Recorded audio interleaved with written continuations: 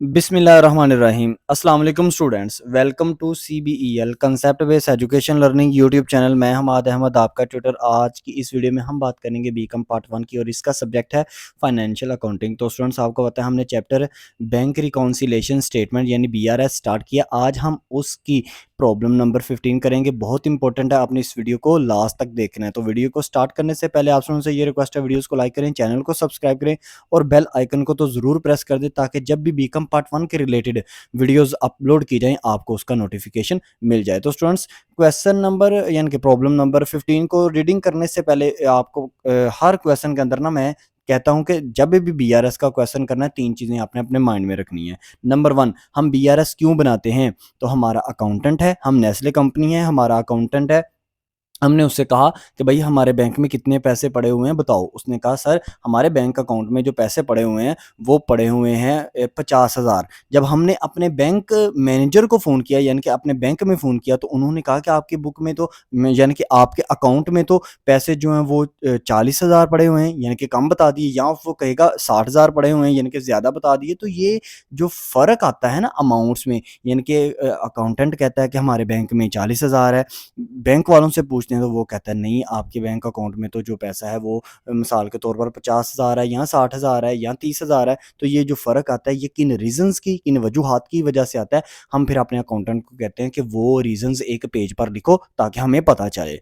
ये नंबर 1 चीज़ आपने अपने माइंड में रखनी है। नंबर 2, एक होता है कैश बुक, एक होता है पासबुक। देखो जो आपने अपने अकाउंटेंट से पूछा है ना कि भाई वो बैंक बैलेंस हमारा जो है उसमें बताओ कितने पैसे पड़े हुए हैं, तो वो आपको जिस रजिस्टर्ड से बताएगा वो रजिस्टर कहते हैं कैश बुक। उस बुक को कहते हैं कैश बुक। उसके अंदर 3 कॉलम होते हैं, एक होता है कैश कॉलम, एक होता है बैंक कॉलम, एक होता है डिस्काउंट कॉलम। तो वो बैंक कॉलम में से आपको बताएगा कि आपकी बुक में इतने यानी कि आपके बैंक अकाउंट में इतने पैसे पड़े हुए हैं। और पासबुक किसे कहते हैं? पासबुक कहते हैं आपका जो अकाउंट ओपन किया हुआ है ना HBL बैंक ने यानी कि बैंक ने, वो जो सॉफ्टवेयर फॉर्म में जो अकाउंट ओपन है उसको पासबुक कहते हैं। सिंपल सी बात है, ठीक है। अब नंबर 3 चीज़ जो आपने अपने माइंड में रखनी है, हम कब-कब, किन-किन एंट्रीज़ को डेबिट करेंगे और किन-किन एंट्रीज़ को हम क्रेडिट करेंगे। याद रखिएगा जब भी किसी भी एंट्री को पढ़ने के बाद आपको ये लगे कि इस एंट्री की वजह से बैंक बैलेंस जो है वो कंपनी का यानी कि आपका यानी कि कंपनी आपको मैंने कंपनी कंसीडर किया है वो इंक्रीज़ हो रहा है, तो याद रखिएगा आप हमेशा उस एंट्री को डेबिट करेंगे।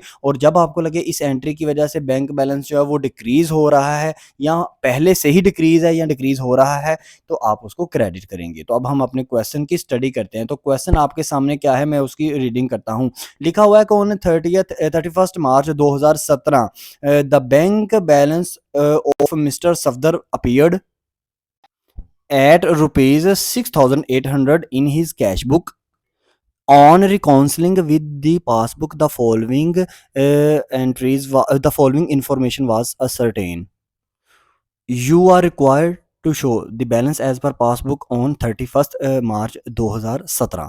फर्स्ट एंट्री देखें, debit in respect of the bank charges ₹64, credit in respect of interest ₹280 and dividend receive by the bank ₹1800 were not passed in the cash book. अब सुने याद है आपको इससे पीछे जितने भी आपने क्वेश्चन किए हैं, बैंक चार्जेस आपको हमेशा अलहदा एंट्री आती है, इंटरेस्ट रिसीव की हमेशा अलहदा से एंट्री आती है, डिविडेंड की भी हमेशा अलहदा से एंट्री आती है। तो उसने इस क्वेश्चन के अंदर इस एक एंट्री के अंदर उसने 3 चीजें आपको कह दी हैं, तो आपने सोल्यूशन के अंदर भी इन तीनों का इफेक्ट करना है। बैंक चार्जेस है 64, तो वो बैंक वालों ने काट लिए हैं, तो आपका बैंक बैलेंस बढ़ा है कि कम हुआ है? बैंक बैलेंस आपका बढ़ा है ना। आप हमेशा कंपनी, आपसे मेरी मुराद होती है कि आप अपने आप को कंपनी समझ लो। तो कंपनी का बैंक बैलेंस कम हुआ है ना, तो कम हुआ है तो बैंक चार्जेस को करेंगे क्रेडिट, ठीक है। सोल्यूशन में चलेंगे तो मैं बताऊंगा आगे। इंटरेस्ट रिसीव देखें ₹280 इंटरेस्ट रिसीव हुआ है किसको?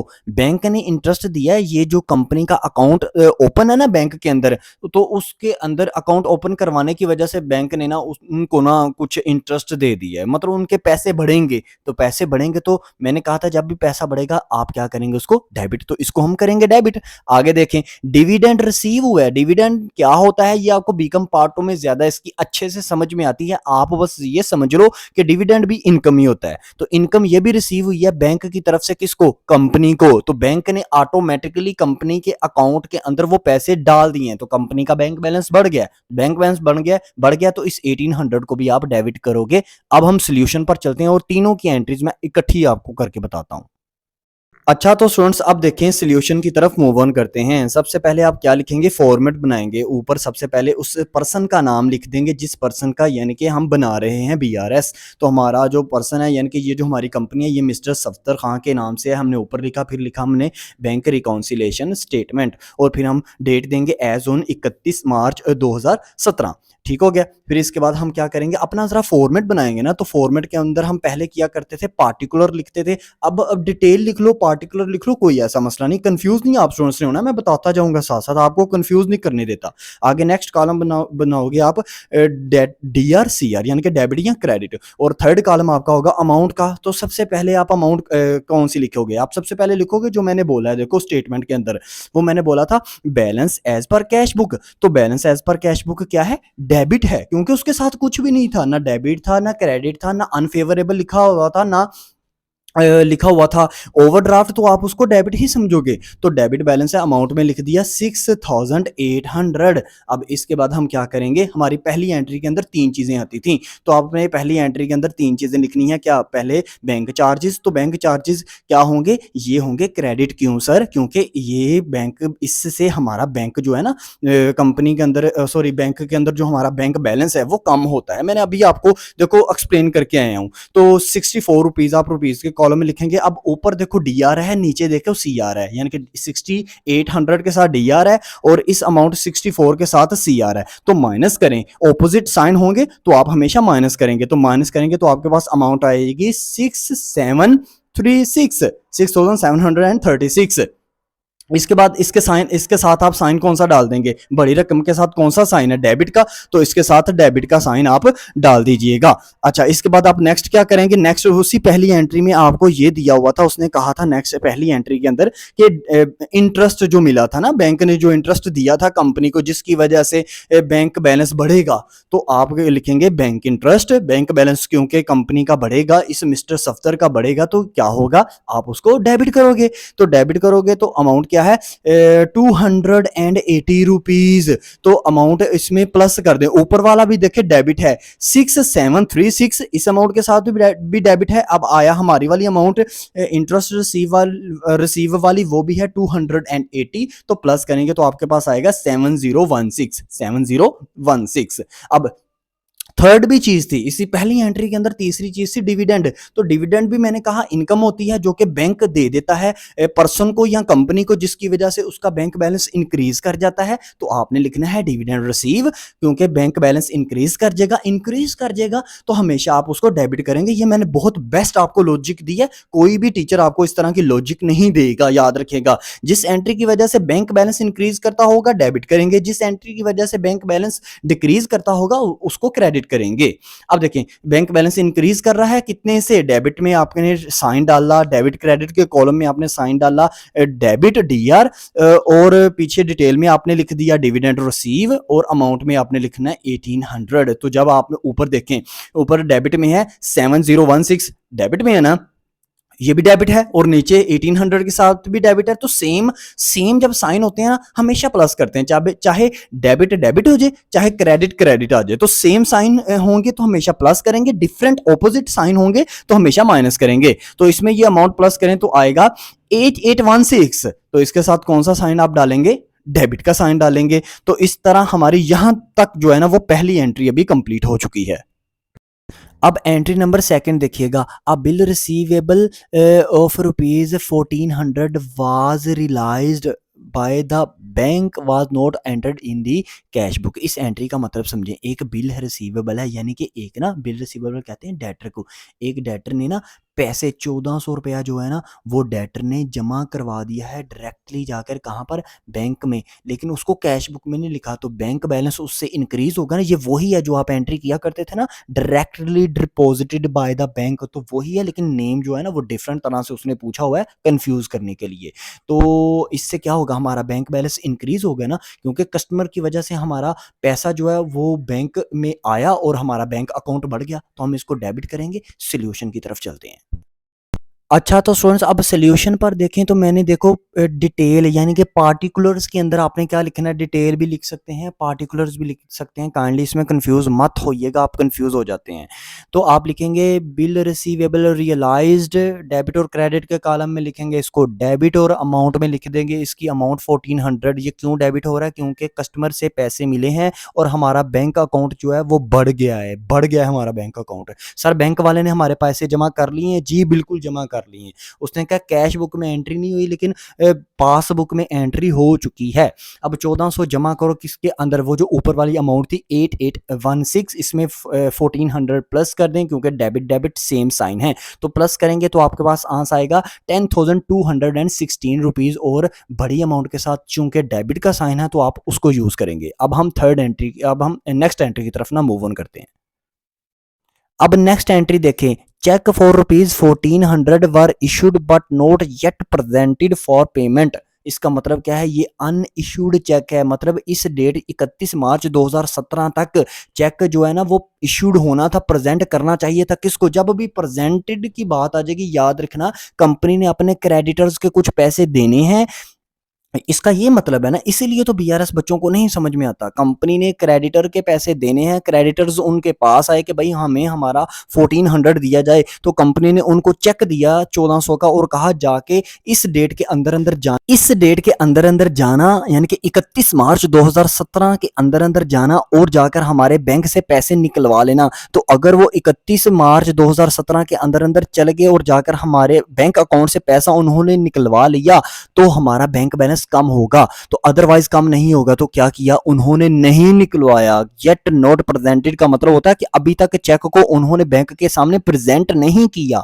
किसने? हमारे क्रेडिटर्स ने, इस 31 मार्च 2017 के अंदर अंदर। तो इसका मतलब है इस मंथ, जिस मंथ का हम बीआरएस बना रहे हैं ना, तो तब तक तो हमारा बैंक बैलेंस डिक्रीज नहीं हुआ, तो इनडायरेक्टली हमारा बैंक बैलेंस जो है ना वो इंक्रीज ही है। तो हम इसको डेबिट करेंगे, इसलिए अनप्रेजेंटेड चेक हमेशा डेबिट किए जाते हैं। लॉजिक उसके पीछे ये है।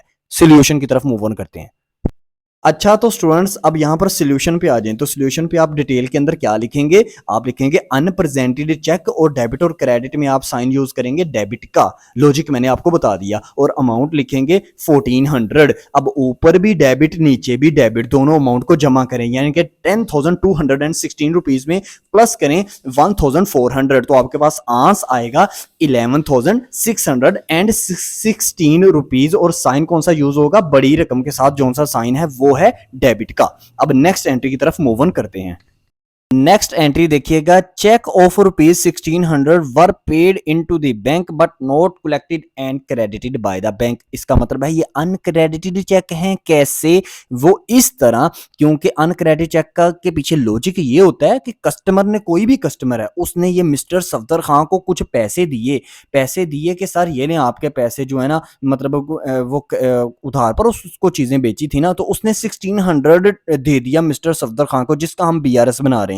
इसने अपने पर्सन को कहा कि ये 31 मार्च 2017 से पहले पहले मेरे बैंक में जाना, मेरे बैंक के अंदर जाकर मेरे अकाउंट के अंदर इस पैसे को डिपॉजिट करवा देना, तो मेरा अकाउंट जो है ना वो बढ़ जाएगा, मेरा बैंक बैलेंस बढ़ जाएगा। लेकिन वो जो पर्सन है ना, यानी कि हमारी कंपनी का इस मिस्टर सफदर खान का जो अकाउंटेंट है, वो इस डेट के अंदर अंदर गया ही नहीं। तो गया नहीं तो मुझे बताओ इनडायरेक्टली हमारा बैंक बैलेंस बढ़ा है कि कम हुआ है?